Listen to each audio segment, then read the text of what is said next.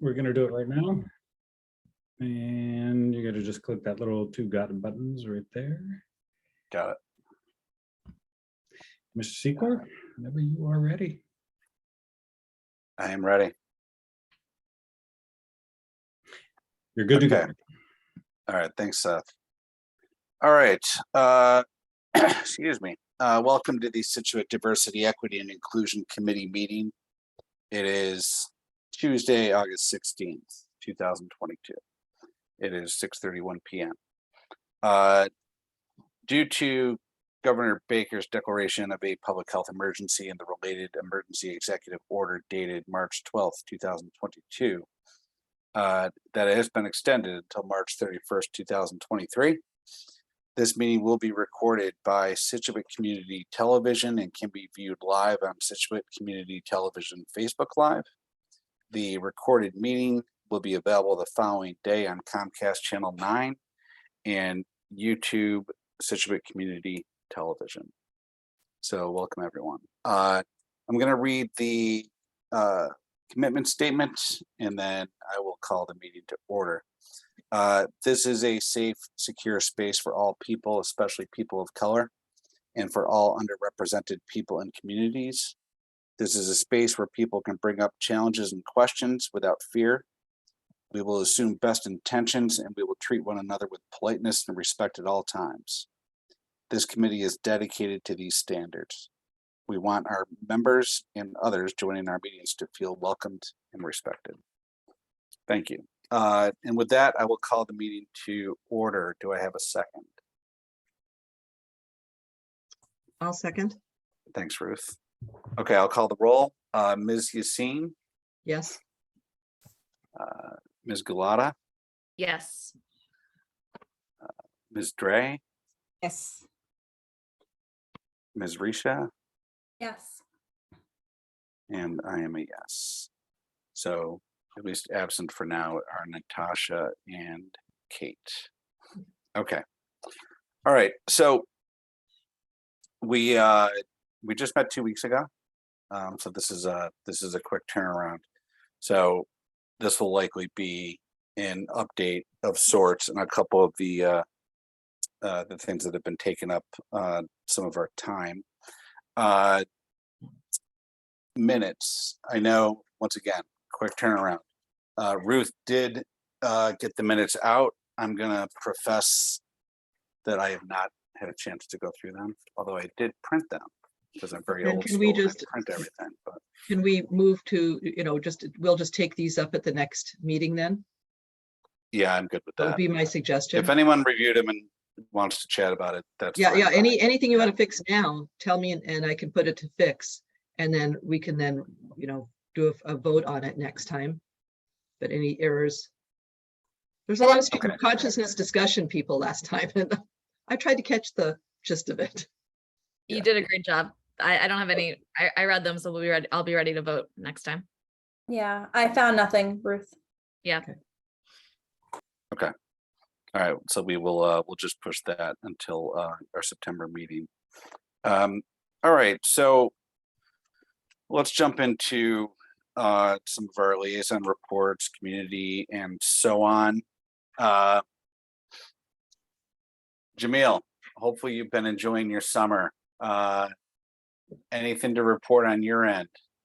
No, nothing since the last meeting. I mean, we move fast, but that's a little super fast. It is a little super fast. I think it reported everything that was there. I don't think I could. I don't know if this is more of an update. Anything where the library is still going to continue to do the lit conversations, so those should get started. The community conversations, so those should get going. I think we're going to start in September. And we're also going to do the expression night, so folks can come in, do artistry and talk and things like that. So those are happening. Okay. Nothing else. Thank you, sir. Yeah. Looking forward to the year. Looking forward to excited for the year. Absolutely. Absolutely. Can I So ask is you a my question? sophomore. I'm sorry, go ahead, Ruth. Can I ask a question, Tom? Of course. Just wanted to check in that we do have, just to confirm that we do have a new Metco Director, and I don't unfortunately know that person's name. Oh, so we have a Metco, well, we do have a Metco Director, Darryl David. And he's been with us. He was interim, but he's here with us through the rest of this year. And we have also an additional Metco Coordinator. Okay, I believe you probably have crossed paths with Darryl before, Darryl David. The Mecca Coordinator is brand new. Marcavius Barnes is his name. He joins us from Alabama. Marcavius is with us maybe just for I want to say probably the end part of the spring semester. can you spell his name for me, Jamil? Because I know I'm going to misspell it. It's M-A-R-K. Yep. A. Yep. V-E-U-S. And then Barnes is with an E, B-A-R-N-E-S. Great, thank you. Yeah, happy to make the connection if need be, but it's up to you. But you should have crossed paths with Darryl at some point. He played a big role in the celebration at Gates, right, Jamil? A few months ago. Marcavius was the host pretty much. He was the MC. Mm-hmm. Yeah, a lot of energy. He was great. I can share this to all of you who have children in the schools. Unanimously, we will be doing This Is Our House again to start off the year. So that the community assembly that was held at each school, that just affirms everyone being a member of the community and of the school. It's a lot of fun, good energy, and this year there'll be even more student voices because everyone's excited to participate this time. So I just wanted to share that. I give you that exclusive sort of information. Excellent. All right. Okay. Thanks, Jamil. Mhm. Anything before we go over to Maura? Anything to report on the Stride side? I know the Stride was taking a bit of a break, right? Again, we had just recently discussed that we're excited that the lit conversations are continuing, and I think that that's something that Mr. Adams needs to confirm with the library, because they thought it was happening beginning in October. So I think confirming those dates would be a really good idea. So you're probably right. I was just being a little. I don't know. Like you're right. I'll check. We'll say October because I remember now a conversation. We didn't want to stumble in September. Rush September, yeah. Yeah, you're right. But You're right. pleased with that, and then other programming to come. Okay, excellent. Okay. Maura, has there been a select board meeting since we last met? Yes, I do Yes. believe on the 9th. We had our meeting last week on the 9th, right? Oh, of course. So that's that one was, yeah. yep. Yeah. I- What am I Yep. saying? Yeah. So just right afterwards, no worries. Time flies in the summertime, unfortunately. So really most of the meeting was about going over the warrant. The Minot beach stairs were approved. That was a little bit of a controversy because folks wanted to make sure that all 4 staircases were addressed and not just a couple. So that was approved, which is good news. So that should start soon to help some repair there. Really, still looking at water. Severe, drought continues here, as we all know. Complete water restrictions are in effect. As a result, our usage has gone down about 200,000 million gallons per day, which is good. So things are working. So we need some rain. So hopefully tomorrow, will help us a little bit. Just keep reiterating and please share with folks that special town meeting is on September 19th. It's significantly earlier than usual. So at every opportunity, I try to remind folks, in addition to the water treatment plant, which is probably one of the first articles on the warrant, and in my mind, the most important article, there are a number of CPC projects that will be addressed, projects that they wanted to get approval on so that they didn't have to wait until next July to move forward. Things including like Moby mats at the beach areas, picnic areas for the Damon and Crosby and Bates area, a historic preservation plan, which will look at all of the assets around town. which will be interesting to see the report on that. Cushing Trail restoration, which is that trail that goes between Utility Road and back along the high school athletic field. So that was approved, and then also design for the 90-foot baseball field construction for the construction phase that they're looking to put a baseball field, which needs to be replaced on the south east corner of Central Field, keeping the center more intact for soccer. And there were also some planning board figures that will be reviewed. A lot has to do with height exceptions, so just some planning board zoning articles. And that was really it. That was it. It was really, the big discussion was the Minot staircase, and then obviously the warrant. So the warrant is all ready to go, and should be ready for a special town meeting. Okay, thanks, Maura. You're welcome. Any questions for Maura? Jamil has his hand up. I just had something to share. It wasn't a question for Marta. Go right ahead. So the only other thing I wanted to add is that regarding the Freedom Team has been meeting over the summer. We had meetings in the summer months. That's still going well. The other thing is that the other teams from the other neighboring towns are working towards a network meeting. So be on the lookout for that at some point. I'm happy to share that Walpole officially has a Freedom Team now, and so they've joined it. So now it's Waltham, Wellesley, Walpole, Natick, Franklin, Hopkinton, Scituate, all together. I think Medfield is soon coming as well. So that was another update to share with folks. That's great. Tom, may I ask a question? Sure. Thank you. So, Jamil, any inquiries to the Freedom Team yet? Like, what do you mean? You know, by like anybody from the like- community reaching for assistance or guidance yet? Not as of yet. Nope. Okay. And one of the things we're going to try, and we're brainstorming now, is some proactive things that we may begin in this upcoming year.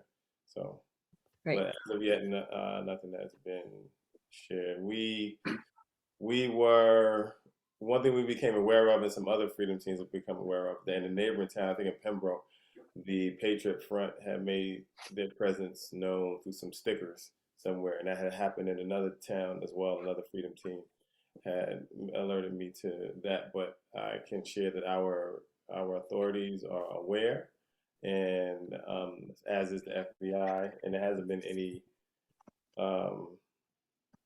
sightings of Patriot Front stickers in Scituate in our town as of. I'm sorry, what's it called again, Jamil? Patriot Front. Patriot Front. Yep, the Patriot Front. If you were to Google it, they define it as a white nationalist organization. I think that's the group that they made their presence known at the South Boston St. Patrick's Day Parade. And yeah, I've seen a few things written up. It's been in the papers, that particular group. From what I understand, the last time there was any showing in Scituate, and it might have been a sticker somewhere, was 2 years ago. We had a sticker about 6 months ago, which we reported to the police, and they removed it. It was in front of Town Hall. Oh, okay. Is that on First Parish Road? Yep. Yeah. All right, so maybe that's what the chief is talking about. Okay, but before then, maybe It was before Freedom Team got active. It could even be almost a year ago now. I did yeah. not. So, okay, all right. So I know you mentioned First Parish Road. Okay. Yep. Yeah, so we talked about, because Jamila, you had sent me a note about the open letter. Yep. From the Unity Council, and we did talk about that in our last meeting, and we were able to vote our inclusion with putting our name on the letter, and they have included our committee, which I was very happy to see. So I forget who I think maybe Ruth, you gave me the name of the person to reach out to. So somebody Mm. did. Jean Schildnick did, so Oh, she Jean, connected. that's with me. right. That's right. So that was great. Okay. All right, let's keep going. So, yeah, I mean, unfortunately, we were slated a week ago tonight to get in front of the select board with what I would call kind of our introductory. I don't want to call it education, but more of an introductory session to kind of talk about our intent to eventually move forward with proposing the switch from Columbus Day to Indigenous Peoples Day. I did. So now we have a little more time because we didn't go ahead and present, and it's not going to be part of special town meeting, which we already knew. So we'll have some more time to kind of galvanize and organize, our thoughts and our support and everything else that goes along with that. I did share what I had intended to present with others to this group. Do we want to touch on that real quick? Did anybody have a chance to look at it? Did they have comments? Because I know I was kind of doing that. Few of you saw what I was working on, but I didn't preview it with everybody. You want me to share it real quick? We can just spend 5 minutes on it. Okay. I think it's a good idea to, are you talking about your slideshow, Tom? Yeah. Yeah, I loved it. I loved it. And I thought it was wonderful. I think you really encapsulated things, and it's a lot to deal with. I think you did a great job. Well, even if I didn't, that's okay too. No, I was very pleased. That's what we're here for. Tom, I will say something if I'm not happy, so. That's true. That's true. All right. So hopefully everyone's seeing that. Let me Yep. jump the page. We see your Okay. file folder right now. Right, we do not see it. That's not terribly interesting, is it? All right, hang on. Let's try again. It came up at first.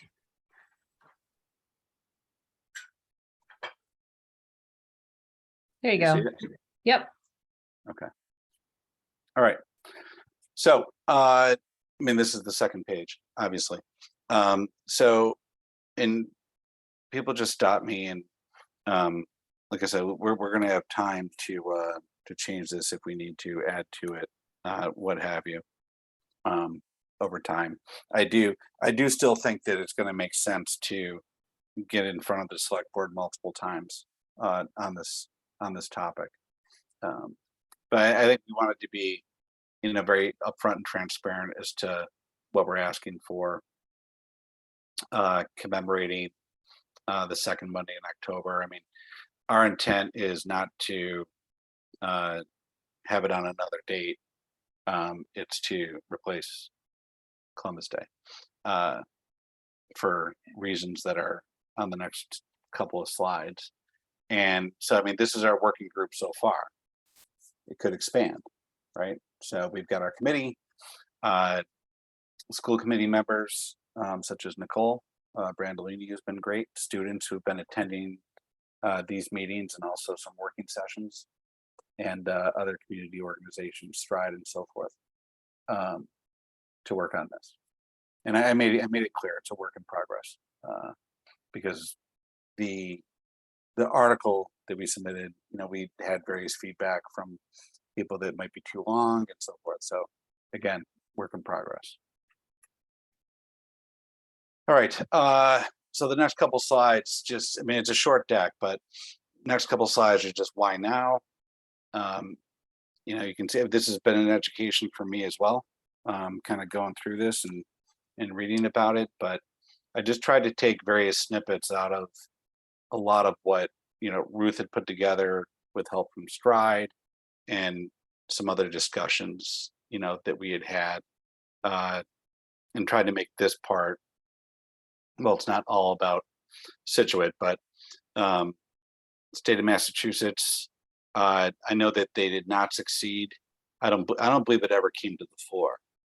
And I've talked with Joan Moschino and her people on that. They are currently in recess. And her staffer will let me know what they plan to do about it. She feels very good that it came out of committee. And so they feel that it's got a Right. good chance to move along this next term. But until they come out and have more meetings, they won't be able to, she won't know. okay. Updates to follow. Yeah, and it'll be interesting to see what happens with various towns that we're not even aware of right now that are, I'd be shocked if there aren't other towns that are going to be teeing this up this fall. Seems like every year over the past 3, 4, 5 years, there's been an additional 2, 3, 4 towns that goes forward and makes this change. All right, continuing on. All right, so yeah, so this is the one that I spent a lot of time on because there's just so much material out there, right? And I was trying to be, I'm not sure what the word is. I was trying to be diplomatic, but it's kind of hard to be diplomatic the more that you read. Okay, and there's just, and I'm not. I was trying to also, you know, Ruth sent me some things that Ruth pointed out. You know, these are some really hard hitting things, right? But I also tried to, as down the middle from a news source perspective as I could find, right? And I'm not going to say what I was going to say. And just, I was really trying to just skate this down the middle, but you know, me personally, having grown up like everybody else, you know, 1492, sailed the ocean blue, whatever the saying is, and Christopher Columbus and Columbus Day and everything else. But you do a little digging, and it's a bit shocking that we continue to celebrate this holiday, which has not been around all that long when you look at the you know, the history of the country. But it's for things that happened, you know, 500 some odd years ago, they seem to be as indisputable facts as I can see. Anyways, there just doesn't seem to be any question as to, you know, what he was all about. So I personally, I think it's a no-brainer, but I also know that there's going to be there'll be another side to this, certainly. But again, this is what I was planning on discussing with the select board, and I was looking forward to the conversation. I know everyone is, you know, on the select board is, you know, they're going to want to do the right thing, and they're going to ask healthy questions, and they should. So I can always go back. You guys want me to stop if you want to scrutinize something, but This You're is very great. diplomatic, Tom. Very political, yeah, politically correct. yeah, I'm trying. And you're in good company. I don't think anyone here disagrees with this, obviously. The next couple slides are, and again, this isn't everything in Massachusetts, and this is something that I had worked on with information again that Stride and Ruth and others, Angela had already furnished me. There's, you know, links to various articles. They got through in different ways depending on the form of government. In some cases, maybe like when they went through it, how it was brought to the town. Some were student petitions, some were citizen petitions, some were just passed through a select board, and some were just a mayoral proclamation.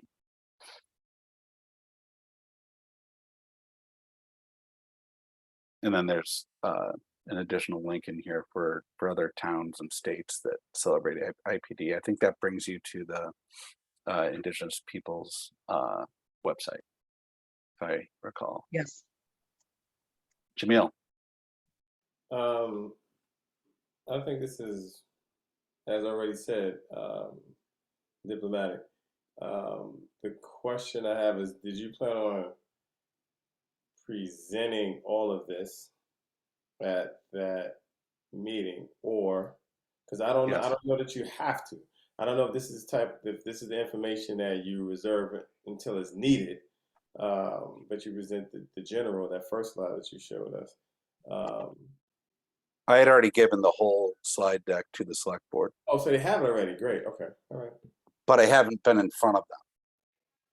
I was supposed to, again, I keep saying we were Yeah. going to get in front of the select board last Tuesday, but I couldn't make it.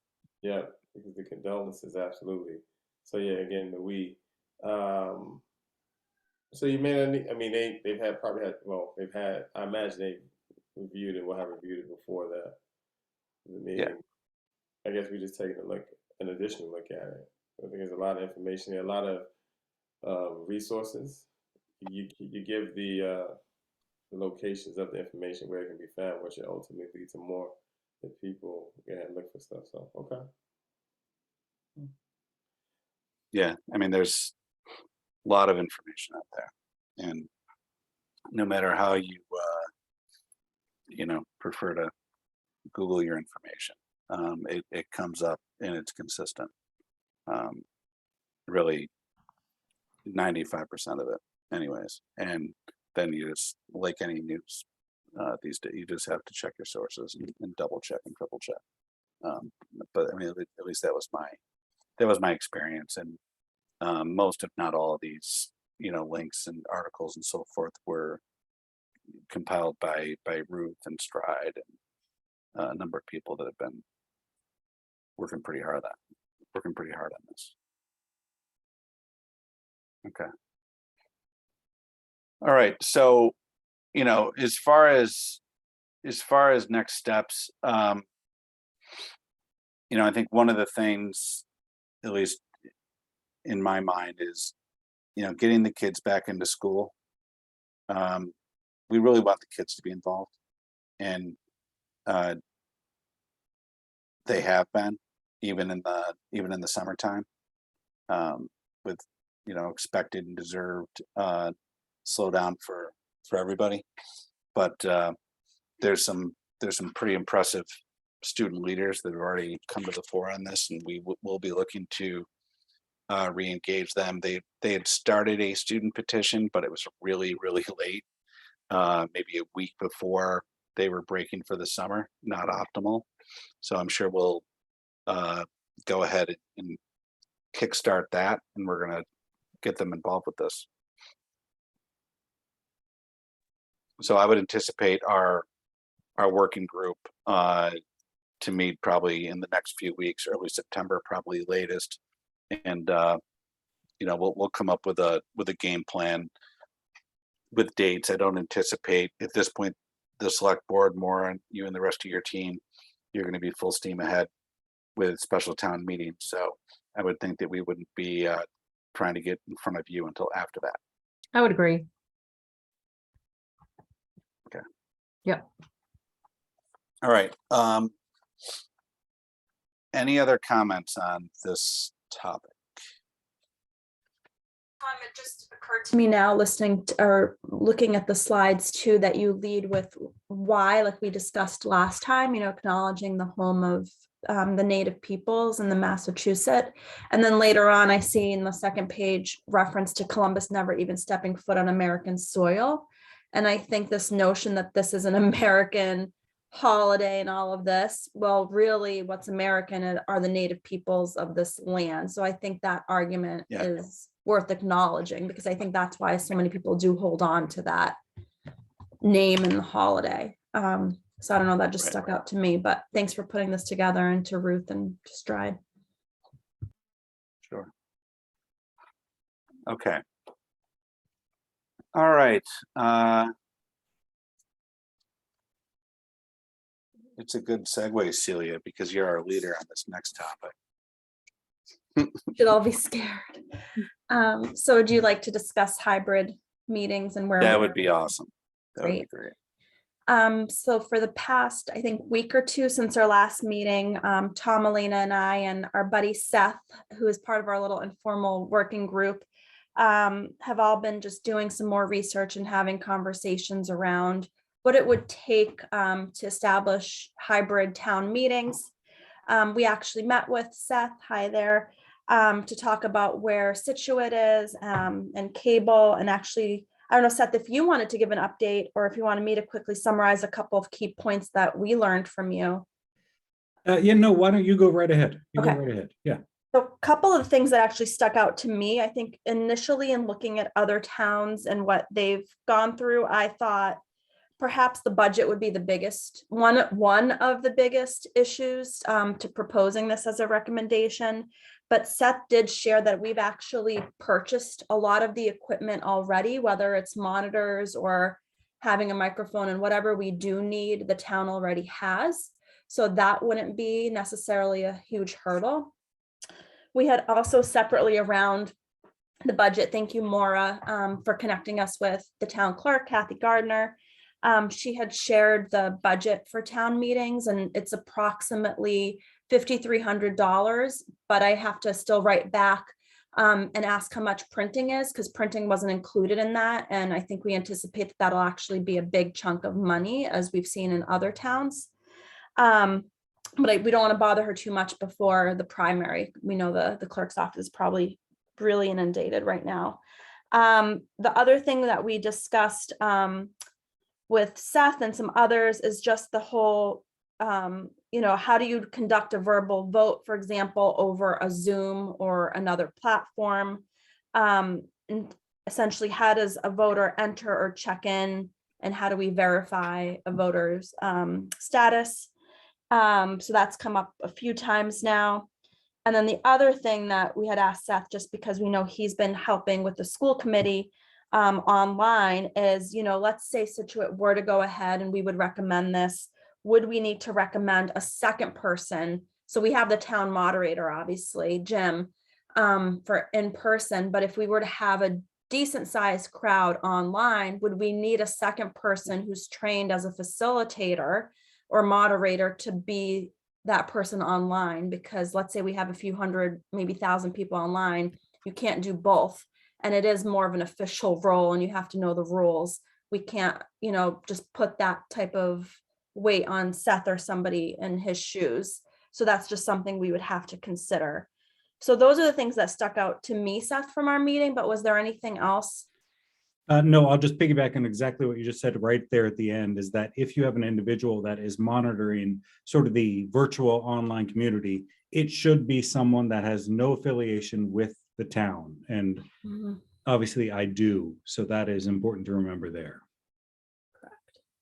But again, I don't think it's technology. Obviously, there are a lot of elements to technology, and there will be some costs with that, but I've got a fairly large budget and can work with that a little bit. I do think what it comes down to the logistics of how people vote, how you check them in. As it was pointed out right now, sometimes you come into a town meeting and you don't necessarily show your ID all the time, but I think, as we know, voter fraud is a kind of a hot topic here and there. So it's a question of how do you make sure individuals that are attending virtually, and we know if we go virtual, the majority of audience will be virtual. How we ensure that individual is voting, is the individual voting, and they're doing it correctly. And Seth, since you have the floor, do you mind actually sharing a little bit about your conversation with Natick? Yes. I think it was about the electronic correct. voting. Yes, so I did a little research when it comes to, I'm not so much virtual voting, but Natick's town meetings, when individuals arrive, they are given what we'll call clickers, and each clicker is assigned to that person. So when you check in, your vote it comes under your name. I did send that link to Celia, so you're more than welcome to send it to everyone else. But I do feel like this is the direction, the starting point for how things move forward, in that as individuals vote, you see who it is that has voted, because that's important.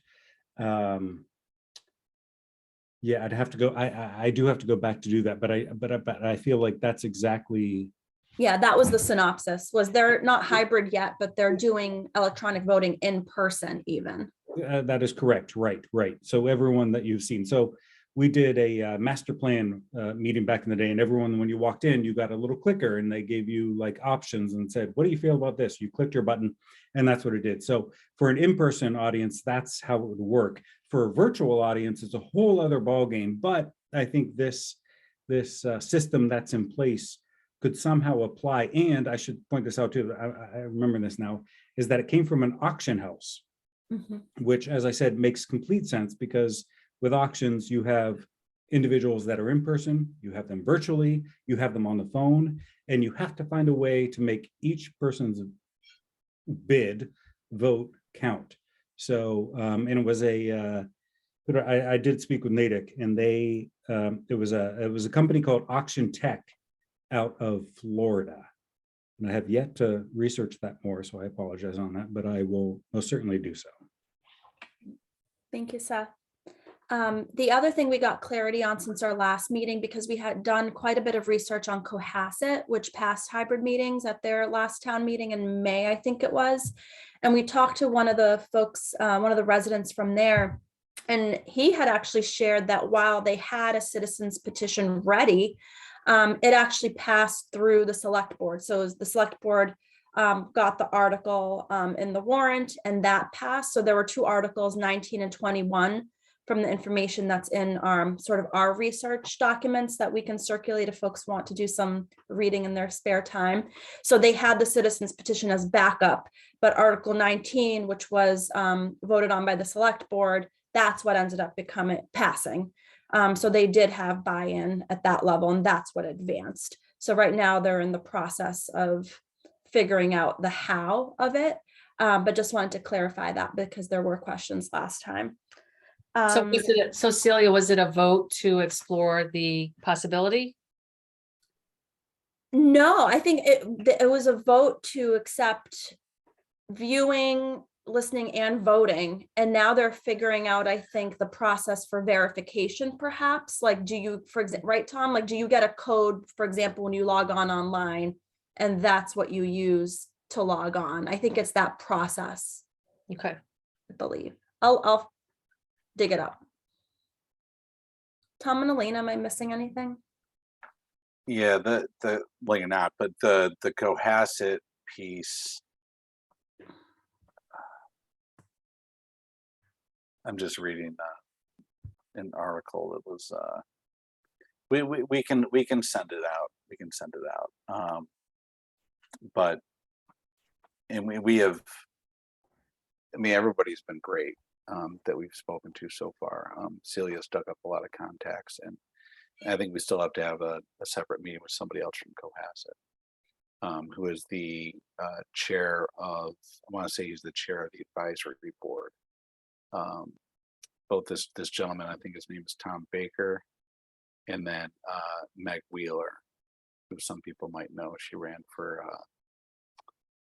state senate in 2020. They were both big advocates of this.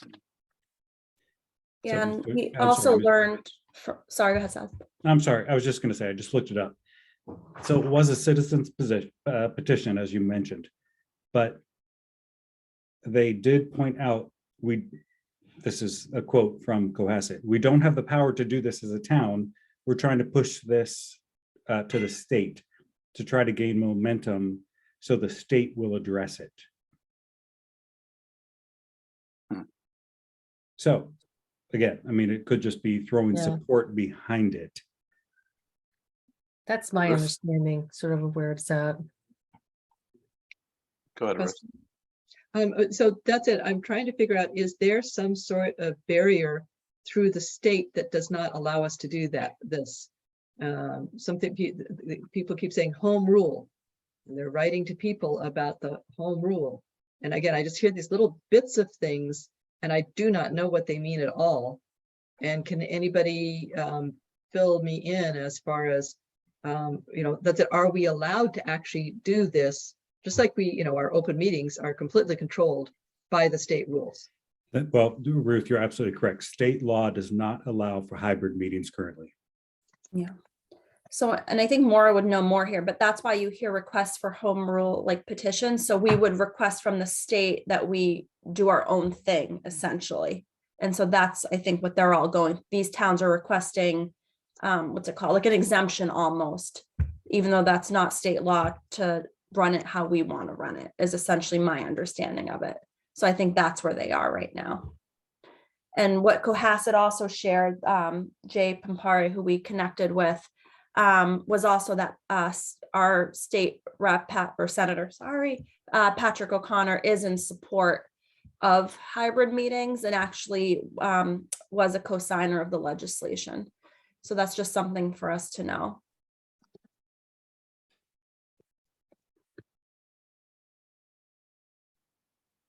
It sounds like that would be a good person for us to touch base with and to follow, along what's happening at the state level, because it sounds like we need to be able to do both. We need our local vote to do this, and then the state level. And then, I mean, as a town, are there any impediments to this? And how would we find out as a town?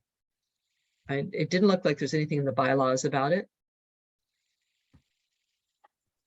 I did when I did speak to town clerk, it almost seems like it is a state issue, number one, and then two, it becomes a town issue, and that goes to the charter, which we would have to change that. And again, that's a process too, but I think that is the process: state, then town.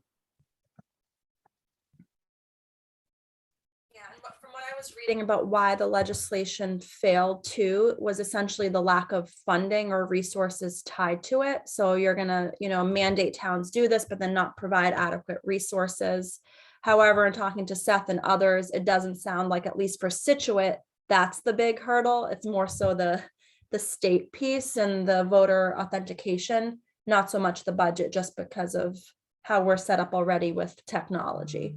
But for others, that has been a sticking point. So a lot more homework to do. Yeah, it's a meaty topic, to say the least.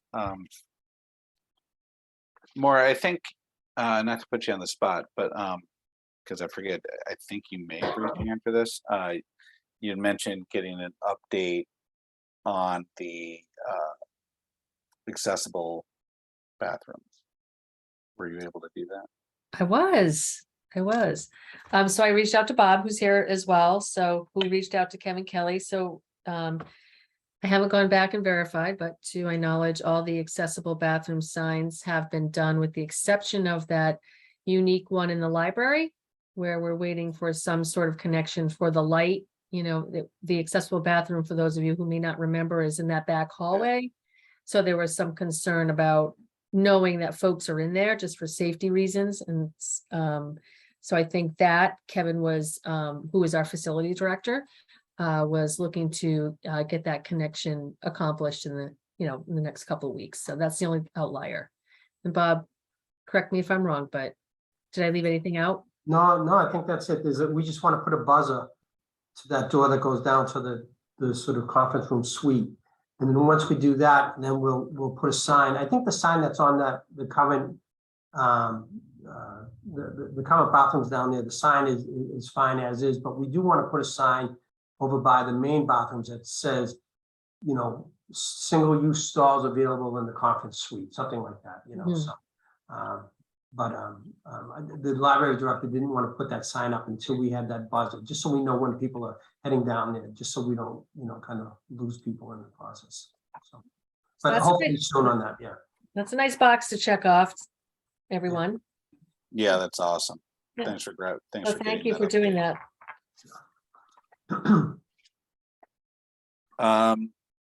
One other thing which we don't have to get deep into now, but I have had a few people ping me, including my friend, who I think a lot of you know, Anne-Marie Galvin, about translation services for a lot of the documentation that comes from the town, both via email and written documentation. I think we may have talked about this briefly in one of our meetings several months ago. But I think that might be something we want to delve into with a little more vigor than we have. We've been obviously occupied by a number of other projects, but I think that's something we should potentially look into. Was Anne Marie aware of any resources regarding that, assisting with that? It's just an issue that she had brought up, a suggestion she had brought up. A suggestion that she brought up, and then because it's Anne Marie, she gave me a very long list of languages that we're falling short on, because that's how she rolls, you know. And I said that's a great suggestion. And I said that we're getting through a couple other things right now, but that's definitely something that I could bring up.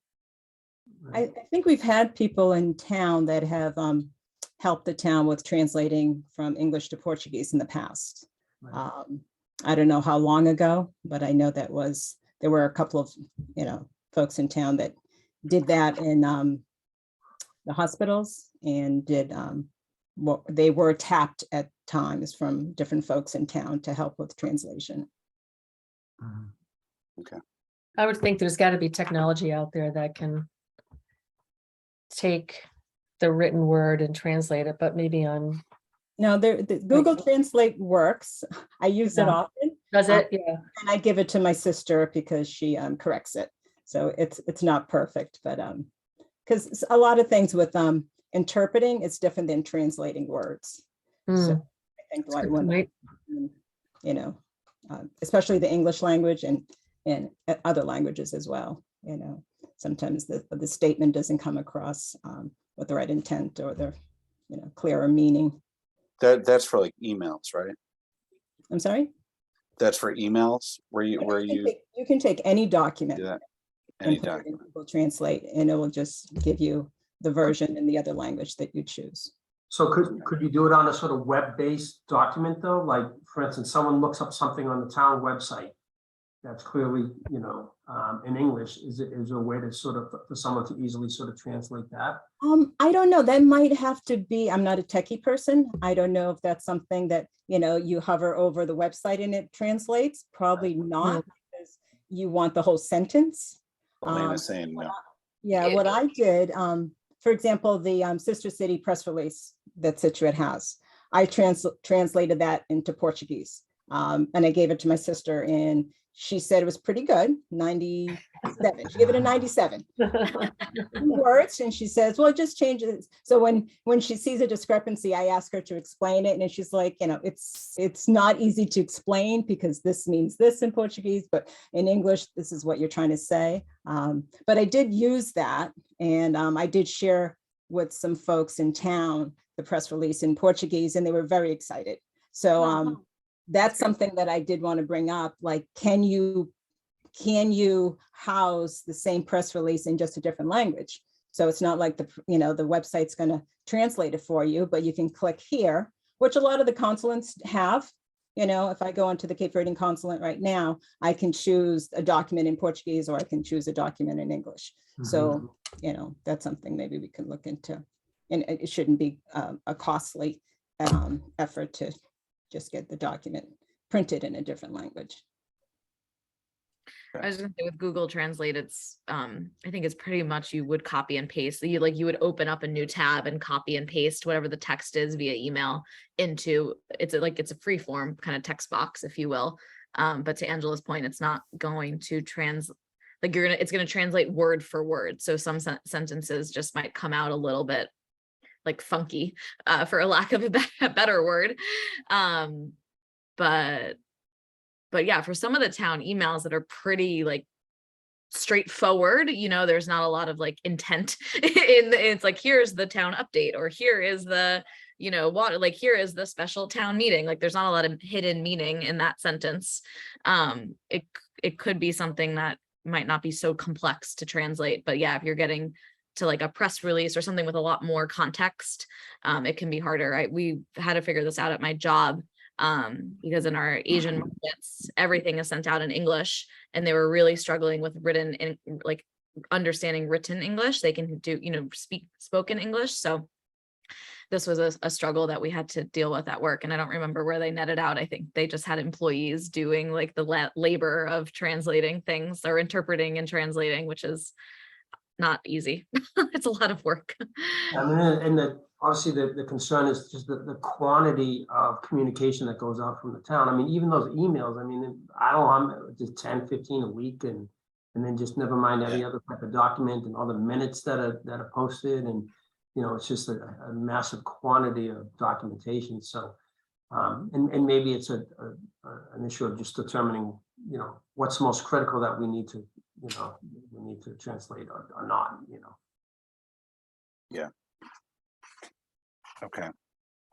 All right. So let's give some thought to that. We can. Well, I think to Bob's point though, Tom, before we move on, like I know, for example, like when somebody requests an ASL interpreter, there's a set aside budget for that. That's, hourly, like whatever it is, $100 per hour, and you need 2 interpreters per hour. So let's say it's $200 plus travel and all of that. Right. I think if we set aside that accommodation, we could talk, and we don't always use it, right? It's there and we offer it in case somebody needs it. So at the end of the year, is there a budget left over that we could use for translation services, for documentation that just lives evergreen on the website, or things like that? Like there's, I think, ways around this. Oh shoot, I lost my other point. Oh, and then the other thing related to your work, Bob, in HR is one thing that I'm saying, and I'm not saying do this, but I found interesting that I'm now seeing in the war for talent and workforce, folks giving essentially not sign-on bonuses, but kind of if you speak a second language. So like if you speak Spanish or Portuguese and there is a community that you serve that is heavily, let's say Spanish or Portuguese speaking, you get a bonus because then you are offering, that's another, it's counted as an additional skill, as you would count like a degree or something. But then again, I don't know how that would work with union contracts and all of that. But I just found it interesting, that's now, put out as a skill set for the first time and being rewarded. But anyway. I just relooked at my text exchange, and the thing that prompted her to send me this is something that I also noticed. Did everyone get this? Can you see it? Okay. I was just talking about that with Celia. And Oh yes, we were giving our babies water from the tap. Sorry. I don't Oh, even, the water. I So- won't be politically correct if we talk about this letter. It was from the water division. Yeah, welcome to Scituate, Elena.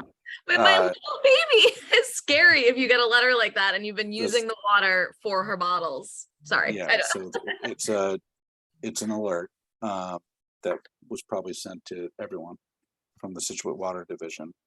And the thing that I noticed it too, at the top it says translate it or speak with someone who understands it. And that's it, right? And it's a little, I don't know what to say. That's embarrassing. I'll say it. Yeah. And so Anne Marie, of course, she has resources, and she's very connected to, the schools and stuff through fax and all the good work that she does. There's 10 different languages that are not English that are first languages within Scituate Public Schools, ranging from Cape Verdean Creole to Spanish to Chinese to Portuguese to Arabic to Albanian, and so on. So, yeah, so this was an interesting document. I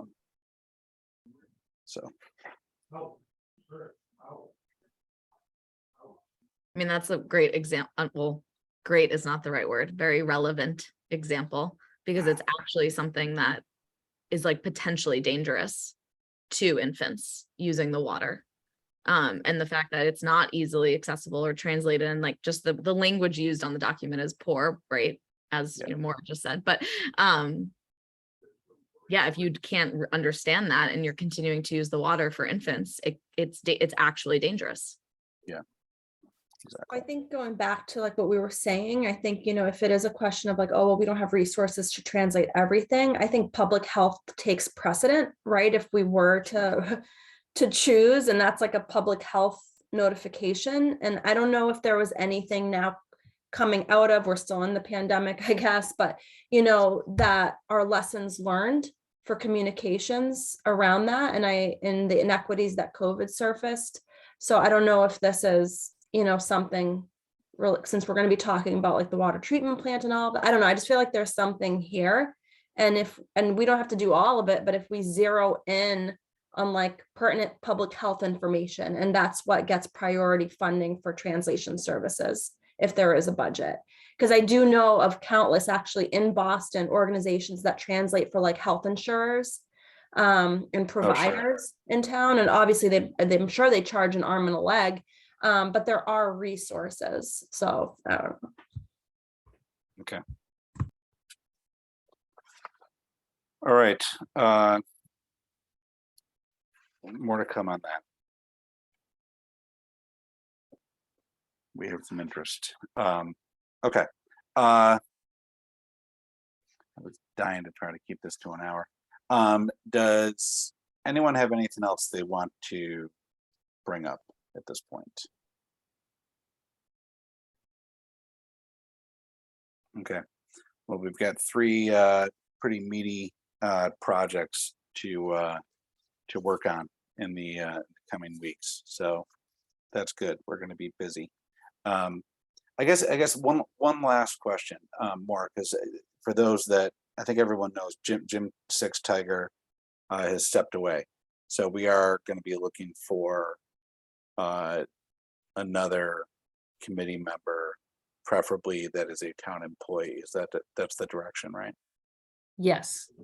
And Okay. I don't know, I know you said that someone had expressed interest. I don't know if you're going to reach out to that person first, or just, did we decide just to put it out to everybody? I think we talked about just putting out a sort of somewhat of a broadcast notice to employees to see if they're interested. So Did we do that yet? no, I Do don't we- think. Yeah, I mean, I don't know if Lorraine was going to do that. I don't know, but I can have a conversation with her about Okay, and then so we can get you know, that. and then again, if we get no response or no interest, I can always reach out to that specific employee that I know had expressed an interest early on. So and see if she's Okay. interested. Thank Okay. you. So yeah, That'd be we can great. do that. Bless you. Okay. Anything else from anyone? Okay. Well, with that, I will call the meeting. Oh, sorry, Jamil. Go for it. No, just do we know, was it amicable? If you can say, I don't know if you can share that or not. Yeah. Jim's still here. He just didn't have the time Okay. because of his shifts, Jamil. Yeah. Oh, he's still with the town. Yeah. Oh, the time yeah, is no, September. Yeah. he actually, he ends up, he works a lot of overtime shifts and they're pretty short staffed right now in the fire department. So he said virtually every meeting we had, he seemed to be, working a shift. So, Okay. he sort of, he thought it was his best, everyone's best interest, if he just sort of stepped away and let someone else so we could spend, be here a little bit more frequently. Yeah. All good. All right. With that, I will call the meeting to a close. Do I have a second? I'll second. Thank you. Okay. I'll call the roll. Ms. Yassin, Yes. Ms. Galata, Yes. Ms. Risha, Yes. Ms. Dre, Yes. and I am a yes. Thanks, everyone.